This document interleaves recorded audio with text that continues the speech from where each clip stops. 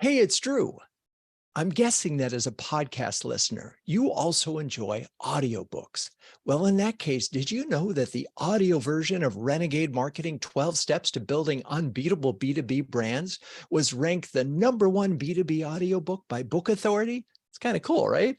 You can find my book on Audible or your favorite audiobook platform. Now, speaking of podcasts, before we get into today's show, I want to do a shout out to the podcast professionals at Share Your Genius. We started working with them several months ago to make this show even better and have been blown away by both their strategic and executional prowess. If you're thinking about starting a podcast or want to turbocharge your current show, be sure to talk to Rachel Downey at shareyourgenius.com and tell her Drew sent you. Okay, let's get on to today's episode. Hello, Renegade Marketers. For the last 15 years, one company has managed to put itself at the very center of the tech world. Its technology is used by much of Fortune 1000 and the Russell 2000. With roughly 20% share of the CRM category, it actually has a larger share than its 4 largest competitors combined. Its 1-1-1 philanthropic model has generated more than $240 million in grants, 3.5 million hours of community service, and inspired many Silicon Valley entrepreneurs to have a similar program to do well and to do good. In 2018, its founder and CEO went on 60 Minutes to share how the company discovered a statistical difference in the pay between men and women and fixed that with a $3 million pay bump for women across the org. And during the early days of the pandemic, the company led with empathy, offering all sorts of content that supported the emotional health of employees and customers, a subject I covered in episode 222 of this show back in January 21. Words like juggernaut and unstoppable were regularly associated with this brand. And then came along 2022, and the whole tech world started to shake. Stocks swooned and layoff announcements dominated headlines. But still, this one company seemed above the fray until January 2023.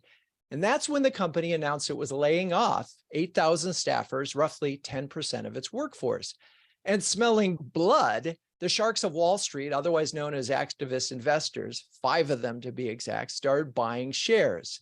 That company, of course, is Salesforce. And honestly, I didn't expect to be interviewing the president and CMO of Salesforce so soon after their layoff announcements. But I think it's telling. And it's telling because I think Salesforce has always led from the front, so to speak, and never shied away from challenges. So with that, I'm excited to welcome Sarah Franklin, president and CMO of Salesforce, to the show. So hello, Sarah. Hey, how's it going? Thanks for having me here. So first of all, how are you and where are you? I am well, thank you. And I am presently in Mexico, but I bounce around a lot I live in Oakland, our headquarters is in San Francisco Bay Area. I visit customers all the time. So a lot of people ask, where in the world is Sarah Franklin? Well, right now I'm in Mexico. Now, your PR people gave me lots of background on you, and I gather from your CNBC interview that you are a runner. So my first question is, did you get a run in this morning? I did. I got in about 6 miles this morning. So now, at the end of that same interview with CNBC, you mentioned that you wanted to live to be 150. And I'm just going, really? I mean, did you read Homo Deus? Are you a fan of that notion? I never want to die. Life is so precious and so wonderful, and there's so much to appreciate in it. There's a lot that's hard in it too. And every day is something new to learn. And so I want to be here. I want to see the future. I want to see us colonize Mars. I want to see us do things that we think are impossible. I want to see my, children have children and their children. I have a lot of things that I still want to do in this lifetime and goals that I want to accomplish. So I do believe in science. It's an amazing thing we have. And if I can live to be 150 and beyond, that would be amazing.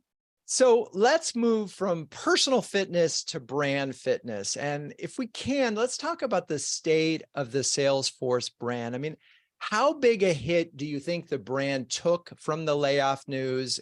And are you tracking that? So what I'm most proud of with Salesforce is that no matter what happens in the world, we stay true to our values of trust, customer success, innovation, and quality sustainability.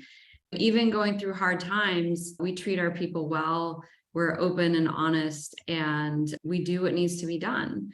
And many companies are in this boat right now where last year was a big anomaly in what happened in the world. And so we're making adjustments as needed. And everyone now knows, everyone's talking about Salesforce, and they know that we treat people well, and they know that we are, strong. And you mentioned it earlier, how ubiquitous the platform has become for everyone doing customer engagement, whether it's across their sales, their marketing, their commerce. Everybody uses Salesforce. And so the brand is just getting stronger. While you're saying, a couple thoughts occurred to me. One, definitely check on values driven, definitely check on, I did see some posts of Salesforce employees who had been laid off and they had nothing but nice things to say. And they were very happy with the severance packages that they got. And that was not a consistent theme across the tech layoffs. A lot of startups just weren't that generous. But the brand is stronger. I mean, do you have tracking that shows that the brand is stronger? What I'm trying to figure out is, what can other marketers learn who find themselves in this negative press cycle, learn from your experience, and how do they get through that? We always track the brand. We track, the traffic on our website. We track social media. We have third-party reports like Interbrand. We're a top 5 global B2B brand in the world. There's a lot of things that we track. And as CMO, like, what we do is stay focused on moving forward. And if you look backwards, that's a regretful way of looking at things. If you look around yourself, that's based in worry. But if you have courage and you look forward, that's really where you need to look. And we ground ourselves in our customers and our customer success. We've had great announcements, partnerships like we had with Walmart, for example, from a commerce perspective. We had an incredible partnership that we announced with Qualcomm on the digital chassis for cars. And so just keeping laser focused from a marketing standpoint on our engineers are shipping innovation. We have Einstein GPT coming in just like a few months. Mark tweeted that a little bit ago. And we have a lot of relevant innovation. So from a marketing perspective, you really can't let yourself be distracted and stay laser focused on your true north. And for Salesforce, it really is the trust that we have with our customers, our community, and our employees, and our focus on making them successful. So what I heard is you overcome negative by announcing a lot of positive things. And I think that's a really good strategy. If that you mentioned the Walmart, those are actual good news things. And so that's the story that you keep pressing ahead, and eventually you get associated with those, reassociated with the positive messages. And, obviously the Salesforce brand is ubiquitous, as you said, and very, very, very strong. And one of the reasons that, at least, this is, I think I mentioned to you before we started, I've talked to a number of marketing leaders at Salesforce over the last 4 years, and there's always a strong customer centricity theme to the conversation. But in your case, it's really interesting because you were part of building the Trailblazer program. And I think the Trailhead Online Learning Center was yours. And so let's just talk about that and how you sort of ended up being that person. Yeah, no, it's a great question. And I was part of, the building of Trailhead and our Trailblazer movement. It was an incredible time to be at Salesforce because Mark Benioff, when he saw what we were doing, it's actually a very interesting story from a marketing lens, because he had at one time stopped all marketing. He said every creative brief had to go through him, and our slides and our creative look and feel, he felt was a little bit boring, and you could put any logo on the slides and it was just a blue cloud. And, cloud was a founding principle, a pioneering idea that Mark and Parker had building the company. And, gone to the place where people are like, on premises, what? Like, why would you do that? And so we came up with the idea of Trailhead, which was how do we skill people up at scale with the aspirations of changing the ratios in tech, empowering anyone to be having an incredible career in technology, six-figure in US dollar salaries, no matter your race, gender, socioeconomic situation, sexual orientation, background, etc. I can talk forever about that. But we created the platform with Trailhead, and then we gave people an identity with Trailblazer that really made them feel like, if you rewind back to the feeling that young kids had when they put on a pair of Air Jordans, they felt like they could dunk a basketball just like Michael Jordan could. And we wanted people to have that feeling like I could do anything because Salesforce is behind me, because I'm learning these skills. And Mark completely pivoted the entire company behind the Trailhead creative look and feel, behind the Trailblazer movement. He even wrote a book called Trailblazer. And it became a very emotional, inspirational marketing message for Salesforce, along with a bunch of real world impact that we were having. And so you take that, plus I built product, I ran our platform, I know our technology, I know our customers, I know our community. And the time came when the role was available, and Mark and Brett said, Sarah, will you step into this and guide us into the future? And I did. And so that's been the last 2+ years now that I've been a president and CMO here at Salesforce. And what does the president designation mean? Yeah, so I mean, like any company, you have your titles, and I'm another sidebar.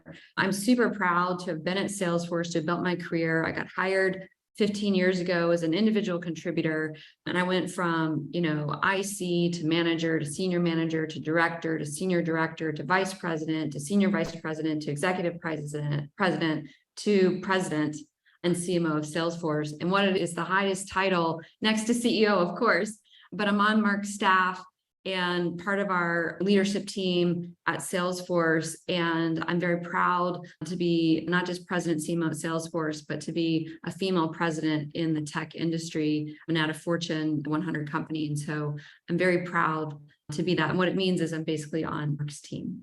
Got it. Okay. So a lot of companies, a lot of CMOs think about building community, and that's on their list. We're going to build community. What's so interesting here, the insight here is name it, and name it in a way that there's aspiration right into it by calling yourself a trailblazer. It's like, who doesn't want to be a trailblazer? So there's a lot to naming the community, and then there's a lot to supporting the community. It isn't just like you can build a community, say you have it, come up with a great name. There's a lot of work to do it. Anyway, that's just me talking, but I do have a question. So we talked a little bit about being a customer-centric company, and I've talked a lot, it's in my book, after employees, I feel like customers are the number 2 target of any organization. But I get the sense, and we've been talking about this a lot in general with CMOs, is that it's even more important to be customer-centric in a downturn. And I'm just curious if you share that opinion, and if so, why? I do share the opinion. It's always important to be a customer company, but especially in a downturn, because not only do you need to, grow your customer base and get more, revenue, you also need to keep the customers that you have happy, successful, getting value from your products. And it's why when you're a customer company, you're focused on, getting new customers, but also the success of your existing customers and building more trust with them, building more relationships with them, and hopefully they'll want to do more with you. And so it's never been more important than in good times and in hard times. And your customers know that you're there for them. And also to a sense of community from a marketing standpoint, it's really about connecting and not just a tactical, what is my product value provide for you, but also at an emotional level where people and your customers feel connected to who you are, what you stand for, not just what you do, but how you do it. And that is why it's so important to create not only a sense of customer success, but that sense of community amongst your customers. Let's talk quickly about some specific things that you're doing at Salesforce to be even more customer centric than you've already been in the last 10 years, let's say? So what we're doing is a lot of focus on we've already talked about customer success, but helping people learn our technology so they can skill up people within their employee base on how to use and implement and the best practices of our technology. Also connecting them with each other. That's one of the most powerful things that you can do as a marketer, is not talk to your customers directly. Say, I'm going to put my customers in touch with each other and let them talk to each other. Let them share what's working. Let them share what's not working. And then I'd say third is very simple. It's just listen. We do a thing called our listening tour, where I, myself, our executives, our product teams, our marketing teams, we go around the world and we get our customers together and we don't talk, they talk. And we ask them, tell us what's working, tell us what's not working, give us your honest feedback. And, a lot of people do this with like advisory boards and things like that, but this is very different. It's a way to really create those forums where you have the feedback loop going. And that is another way which people really feel that, okay, I've got not just a business relationship, but I've got a personal connection to you, to your roadmap, to your teams. And that's a really great way to create that connection. It's funny, as you were talking, I was thinking about years ago, I interviewed Beth Comstock when she was CMO at GE, and she actually is the last chapter in my first book. And one of the things that really struck me, and I quote in the book, was she spends 25% of her time talking to customers. And it wasn't upselling, it was listening. And that was the whole point of that section. All right, speaking of listening, it's time to take a break. We'll be right back. Launched in 2020, CMO Huddles is an invitation-only subscription service that brings together elite B2B CMOs to share, care, and dare each other to greatness. CMO Huddles is a force multiplier. Give us an hour a month and we guarantee 10 hours back in time saved, helping you to make faster, better, and more informed decisions. If you're a B2B CMO that can share and care with the best of them, check out cmohuddles.com or hit me up on LinkedIn to see if you qualify. Okay, we're back. And, as you may know, Sarah, I talk to a lot of B2B marketers every month via CMO Huddles. And it's a really strange time.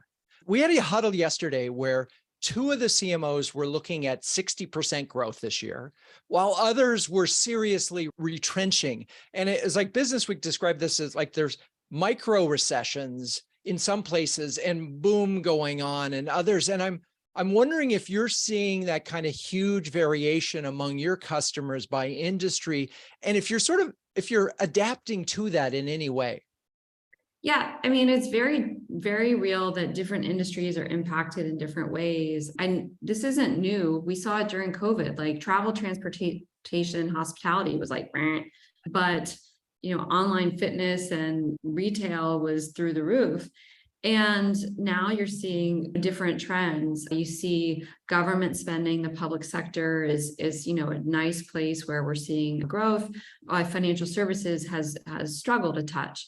And so you definitely are seeing various things in the industries, but what you see across the board is every industry is looking to transform.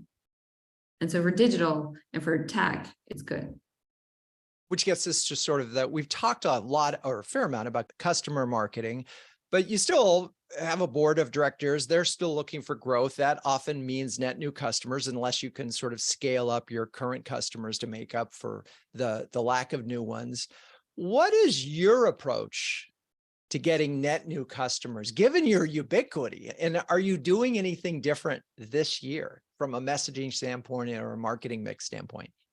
We're really doing a lot of going back to basics with marketing, really going back to what is the value proposition to your customers, what is the demonstration and the vision that you're going to paint for your customers and prospects. And really being clear on which pieces of the portfolio match those transformations. We're launching suites, which are ways for customers to use multiple sets of our products together in a way that's packaged and integrated and priced in a way that they get value from.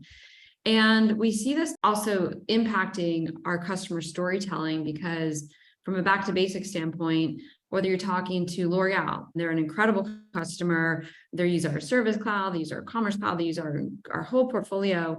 And they really are using a lot of AI to generate recommendations for their customers. And that next level of AI, that's a huge area. We're entering to the generative era of content and code and experiences.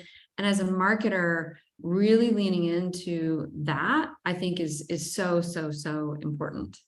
Interesting. So what I heard was, as a company that's as established as yours, you have to sort of be in the business of creating news to get new kind of attention. So I heard suites as a way of attacking it, because you have so many different products in the platform. So rebundling that. Of course, generative AI is the news story of 2023. It's unbelievable. I don't think there hasn't been anything like ChatGPT that got the kind of almost universal awareness in a couple of months. I mean, it's unbelievable. And I was going to talk about that later, but let's get to it now. We did a bonus huddle like a week ago with just a really brilliant guy who's been playing in the space for quite a while. And I had been thinking about it and playing with ChatGPT on a very basic level. He pointed out about 5 different use cases that I hadn't thought about at all. And, everything from creating really wonderful quick briefs for customers for SDRs, or looking at another example was, let's say you do market research and you've got 500 verbatims. You could tell the thing, take the verbatims and sort them. And oh, by the way, this was an insight, sort them, but tell them if they don't know which category to put it in, don't put it anywhere, which is a problem evidently with generative AI. It'll just do it even if it doesn't know the answer. So where does this fit? I mean, obviously you all are, you don't want to miss this news cycle, but what are you seeing in terms of the application power of generative AI for marketers in particular? It's something that I think is so powerful about the role of marketing, because the role of marketing is to create markets. Is what we do. We think that product people build product, they do, but marketing is where we really create the markets, where we bring the ideas to life in people's mind, where they can do what you just explained, start to comprehend something that seems completely unreachable and impossible. And that's what marketing does. And generative AI is going to supercharge marketing in 2023 and beyond for the next decade. And so what I see with this is a world of possibilities. You mentioned a few, like SDRs can have better emails, and service representatives can have better conversations. We can have code that's generated for developers to make them more productive. And it's not just about making people and systems smarter. It's about making them better, more productive, more human. And that is so powerful. And it's a marketing dream to be able to look at all of the possibilities. And this innovation, it's not just headlines, it's real. This is real innovation that we have at our fingertips now. And I'm excited what it means for customer engagement. And it's not just about, having generative emails. It's also about having models that are publicly trained, pre-trained, but also being able to have an open and extensible system to bring your own models and to train it with your first party data so that you can use your customer data for the models to learn. And being able to have multiple languages that you're speaking, multiple generational languages that you're speaking. I mean, I've had to learn what Gen Z language is, and it's a whole nother language. I'm not even going to try to speak that language because I can't, and I'll sound dumb when I try to speak it. So it's really, when you talk from a customer engagement standpoint, it is next level ability. And I just put myself into this fantastical dream world of marketing where your websites create themselves. Your content and your creative is automatically exactly what your prospects and customers are looking for. You can have avatars in any clothing, in any location, speaking any language. You can have product doing anything. Like, future is incredible for marketing, where, you think of from a creative standpoint, you maybe bid out some work and maybe get 3 to 4 concepts back that you give some feedback on, and you've got a few months in the cycle until you get a concept that you execute upon. Imagine getting endless concepts that you can mix and merge real time, and the creative lens that you get to apply now as a marketer with the advent of generative AI is just mind-blowing. It is. And I have to say, I have really enjoyed playing with it. The one thing, and it's funny because the one thing I've noticed that it can't do, and this, I'm mainly focused on ChatGPT for the moment, but is it can't be clever, which is so interesting. You could say, hey, give me a tagline for Salesforce, 8 words or less, and it'll come up with 100 taglines in a second, but there won't be a single clever one in it. They'll be accurate and they'll be dull. Well, what's fascinating though, I was playing with some AI last night. We have a few models that we have in the lab. And I actually was asking it to write a t-shirt for me. I love to wear t-shirts that are kind of fun and funky. And I was like, I want a t-shirt on GPT that's, hip and fun. And it wrote me some, but they were a little bit long. And I said, my favorite 2 words, I said, less words. And then it came up with some, and then I asked it, I said, make them wittier. And the AI did. And it came up with some pretty punchy taglines for a t-shirt that I think I might have one for our upcoming conference, Trailblazer DX, which it actually was able to have some humor, and it even wrote me a joke when I asked. So can you share with that? Because I didn't use the word wittier, make it wittier. I think I said make it more clever. Maybe wittier is the prompt. But I love that possibility. I mean, and by the way, having 10, as if you are in the business of rebranding and you're looking for language or just headlines, it's a great place to start. And it's quite useful exercise, even if it doesn't give you the answer. Yeah, no, I'm bringing them up on my phone right now. Like, the first run was like it was like, I let AI generate my t-shirt text, which was pretty bad. This one's a little cheeky, I will say, but it says, my algorithms are bigger than yours. There you go. Right. This one I liked, it said AI powered wordsmith. The one I really liked, it said, never stop learning, which I thought was really good. So they were kind of witty, but that was some real time conversing with AI and helping me get some t-shirt text. All right, we're going to take a quick break. And then when we come back, I've got a rapid fire challenge for you where we're going to answer like 7 questions in under a minute. So stay with us. Have you thought about doing some market research but didn't have the manpower or expertise on your team to make sure your research was methodologically valid, insight-rich, and newsworthy? Research that can be a tent pole for an entire quarter's worth of marketing activities? Research that your SDRs can use to help move a lead into a genuine opportunity? It's a lot to ask for market research, which is why more and more marketers are coming to Renegade for help in this area. Renegade will help you craft the questionnaire, field the research, analyze the results, and even write up and design the report if your in-house team is too busy. If you're a B2B CMO even thinking about market research, do yourself a favor, visit renegade.com and set up a time for us to chat.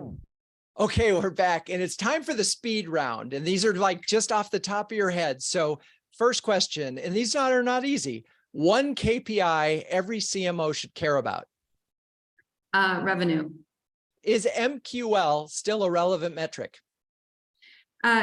Yes, but balance with multi-touch attribution. Ideal mix between people, programs, and technology. 60-40 people programs. People, 60. Programs 40. And if we look at 100% of the budget and include tech, then what percentage is tech?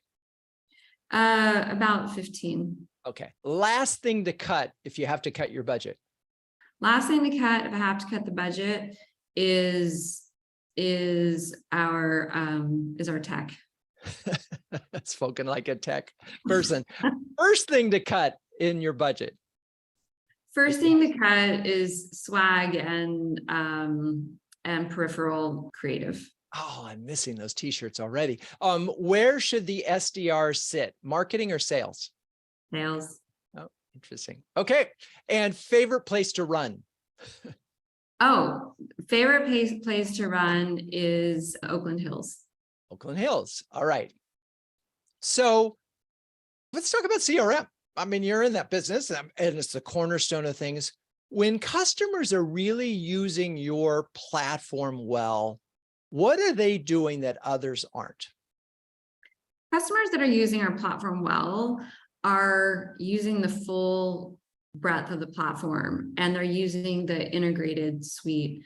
So when you are just setting up a sales cloud and you only use it to track leads, but then you do all of your analytics somewhere else, and you do, you have some other tools to do everything, and you get very swivel chair. You look at it as like, oh, it's just a backend database. When you're not using the built-in flow automation, all of the pipeline forecasting tools, all of the analytics that you get, that's when you really start to get the value. When you really have everyone at the company using it and using it to help give you insights, and then using it together with some of the other pieces of technology we have, and also applying best practices. And I would say one more thing is that using out-of-the-box functionality is often a home run. When you get too over-customized, it makes your implementation a bit brittle and fragile and hard to bring in other pieces. So that would be my thing, is like using the most out-of-the-box functionality that you can and getting the most value out of it with using all of the underlying platform pieces as well. So my next question was going to be the common mistakes made in CRM implementations, and sounds like one of them is too much customization. And I imagine it just happens that, like, if you do another iteration and you've gone down a rabbit hole, you may end up sort of off the trail, so to speak. And even if you're a trailblazer, you don't necessarily want to go off the trail. Yeah, when you get too much customization, it gets complicated. And so we're definitely seeing ease of use for your end user is very important, because if you're in marketing and you have your CRM set up, you need that data. You're operating from data which is only as good as what's input into the system from your salespeople, and whether your plays that worked, the campaigns that were driving leads and interest, the messaging that worked, the competitive deal wins that you have or not. And that's really important, that you have good data coming in. And so you want your salespeople to be inputting the data well, and also being able to pull in data from lots of other sources, and having it something which I love. I've grown to be super dependent on this, which is having your spend data correlated against your campaigns and correlated against your paid media, so you can see the full effectiveness of your marketing spend. Because getting back to an earlier question you had on, like, talking to your board, being able to really show the cost per lead or the cost per revenue, that's something that we measure a lot, and it's not something that gets talked about that much. So the biggest complaint that CMOs often have with any of these systems is that salespeople putting in lousy data. And I've heard many saying sales aren't even allowed to put the data in. That's why RevOps has become a thing, just so that there's a central place to do it. And it's obviously bad data in is bad data forever. But I'm curious, as I'm hearing you talk about it, do you think you're your best customer? I mean, are you using your platform better than anybody else? So this is something I'm very proud about, is that within marketing, as a CMO of Salesforce, I aspire to be the exemplar implementation of Salesforce and our Customer 360. We've spent the last 2 years setting up our data cloud, which we have over 60 streams of data coming into. That's from multiple Salesforce orgs, it's from multiple external data sources, internal data sources, our budgets, everything. And then we map that all to our canonical, which we then use to to get down to unique profiles that then we can do real-time segmentation, audience building, and activation in market with paid media, with email campaigns, SMSs, etc., and provide that, a single view of the customer to our teams. And so that is my goal. And what I love about that also is that when I have needs, like, for example, if I want to reconcile my AdWords spend against my, opportunities that we're creating in the system, and without having to move data around, I went back to the product team and I said, I need to do this. I'm sure all of our customers need to do this. They said, let me build that for you. Let me talk to Google. And then we have the partnership, the technology, the integration, the mapping, the analytics pre-built, and that's now out in market as a packaged product. And so that's also been very fun to influence our roadmap that way. Yeah, I gotta say, I hope everybody who makes a product that you can use, if you're in MarTech at all, heard that very, very carefully, because if you aren't your best customer, you aren't the person who can drive the roadmap. As you were talking, I'm thinking about tech stacks, and Salesforce is obviously in the center and it plays multiple roles in this thing. But I'm wondering if there's something else on your tech stack that isn't Salesforce that you go, that's cool. So within marketing, I use, our marketing cloud, I use Interaction Studio, I use our Genie data cloud. We obviously use our sales cloud and service cloud together as well in the other departments where they're all integrated. And then the other thing I really use a lot, and this is before we had the business, is Slack, because a lot of the interaction and engagement that we do is communication with ourselves and with agencies. And so being able to have those communications then tied into, we use cloud solutions like Coupa for our budgeting and things like that. So it's really, there's the MarTech stack, but then there's a bunch of things that we use around it for Agile. So we use Agile solutions, and we use budgeting solutions and productivity solutions. And then also, things that you use for video management and those type of tools. So there's a lot of ancillary tools that you use as well within the marketing stack, but all of that feeding into having, your dashboard for what's going on. The newest one, which I'm excited about, is having the Agile system and being able to see real time. And we work a lot with Accenture on this, and they've helped us build some solutions that they have with their Synops platform to have that real-time view into all of the creative work that's going on. One of the things that I think is so interesting is you're known for a core product. You offer many, many more. And maybe you've already answered this because of your new suite products, but how do you see the challenge of educating your customers that, hey, you're using us for this, but there's so much more you could be doing? And what could other companies learn from your efforts to sort of, I want to say land and expand, but I don't even want to put those words in your mouth. Yeah, land and expand, seed and grow. These are core Salesforce motions. And that's, something you need to be able to do as a marketer when you have a multi-swim lane product portfolio. It's also really important because that can help you have multiple revenue channels.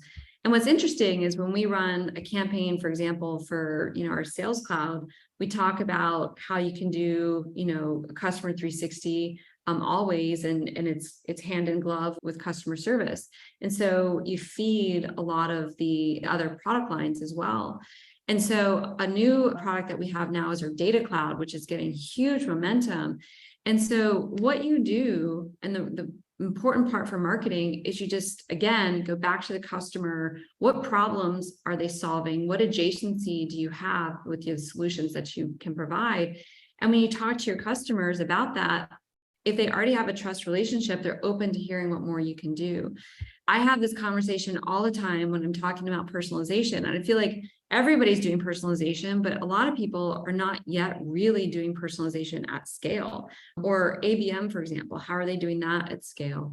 And then that's a big crossover into how do you provide great customer service? So my advice to marketers is really look at your customers and see, are there problems that they have in other areas of their business that you can solve with other products?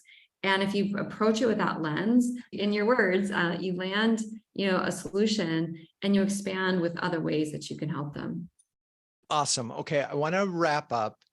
So we're talking about the whole intro of this show was turbulent times and sort of making the most of them, or, finding your bearings and succeeding. What's your final words of wisdom for CMOs as they approach marketing in an economically turbulent time? My advice is to make sure that you see yourself as strategic. Marketing is the engine that drives growth in uncertain times. We are the people that help drive demand. Marketers create markets. Marketers create customers. They are the ones that are bringing the demand in. And so my advice is to focus on the positive, how you're helping your customers, their success, and then how you can scale that success to be a success for other prospects. Very inspirational. I love it. A perfect place to stop. I can't add anything. So Sarah, thank you so much for being on Renegade Marketers Unite. For more interviews with innovative marketers, visit renegade.com/podcast and hit that subscribe button. Renegade Marketers Unite is written and directed by Drew Neiser. Hey, that's me. The show is produced by Melissa Caffrey, Laura Parkin, and our B2B podcast partner, Share Your Genius. The music is by the amazing Burns Twins, and the intro voiceover is Linda Cornelius. To find the transcripts of all episodes, suggest future guests, or learn more about B2B branding, CMO huddles, or my CMO coaching service, check out renegade.com. I'm your host, Drew Neiser, and until next time, keep those renegade thinking caps on and strong.